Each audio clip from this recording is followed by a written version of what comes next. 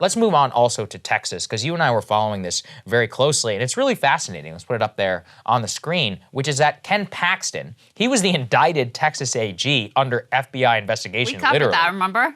Of course, yeah. for a corruption allegation, has defeated George P. Bush, a scion of the Bush family, son of Jeb Bush, in the GOP primary for Texas Attorney General. This race I found absolutely fascinating, and there was actually even a chance that George P. could have come close, although the ultimate, results didn't really bear that out. Very lopsided. The Journal went ahead and wrote this up, which was kind of fascinating, which is that George P. Bush, let's put it up there on the screen, please. It was George P. Bush fights Ken Paxton to win conservative voters in Texas. He was actually attacking Ken Paxton as some sort of secret liberal. But of course, what really had Paxton's back is that a lot of Republicans in Texas, they remember the Bush family.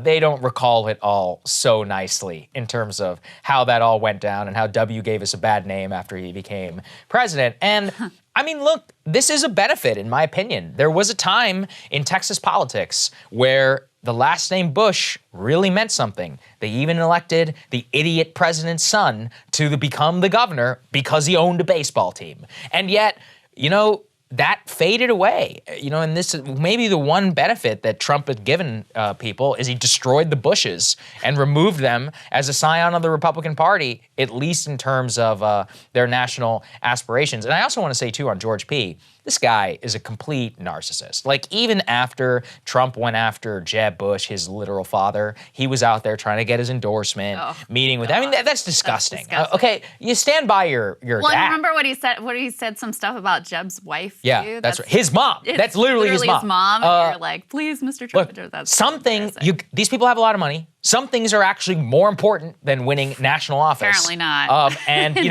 you come from my parents or a member of my family, I basically don't care, even if you're in my party, whether you're going to say something about it. Yeah, but look at Ted Cruz. Oh, listen, things that was said about Heidi, it's not that these people won't do it. I'm just saying I personally look down on any person who is willing to do so. I do want to say, going back to Georgia, too, I wonder if part of Kemp's appeal was actually that he didn't cuck himself to Trump. Oh, definitely. Right. And I do think that matters too in terms of how Republicans position themselves going forward, because it does cut into this idea that, you just can't cross Trump whatsoever. You have to be with him on every single stupid insane thing he's doing.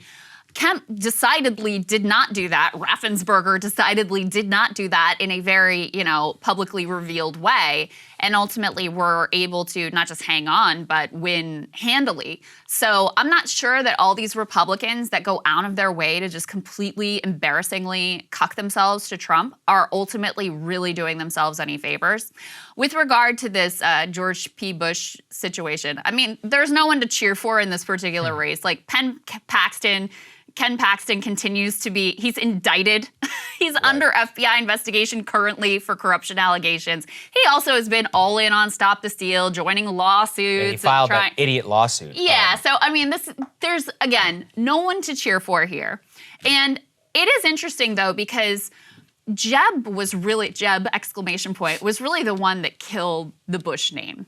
Because already, obviously, there was a lot of disenchantment with the legacy of George W. Bush. Trump willing to say things during the 2016 primary that sort of spoke the truth that the base was thinking, but nobody had really had the balls to say yet. But then the fact that you had up there on stage next to him, this totally weak, mealy mouth, just perfect emblem of the, a rotten husk of the GOP establishment Bush elite standing on stage next to him that he could just thoroughly humiliate on a personal level over and over and over again. That was the dynamic that really ultimately destroyed the Bush name. And so this was the very last gasp, at least as far as I know. George P. Bush is basically the only one who still had real political potential, still hanging out there. And so this is kind of the final thorough, very clear crushing of the Bush dynasty, which that part of it I certainly cheer for. Like I said, there's no way I can support Ken Paxton, who is like basically bad on every level. Yeah. Well, George, it's time to go back to Kennebunkport.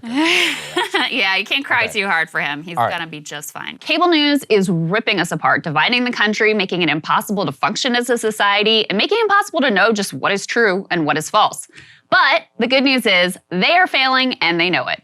That is why we're building something new, a new mainstream, a healthier one, something more trustworthy, something that we are going to need in one of the most pivotal times in American history. We are building up here for the midterms, for the upcoming presidential election, but we need your help. So if you can help us out by becoming a premium member today at breakingpoints.com, we're trying to change America for the better and the entire world. So what are you waiting for, guys? Go to breakingpoints.com and sign up and help us build a new mainstream.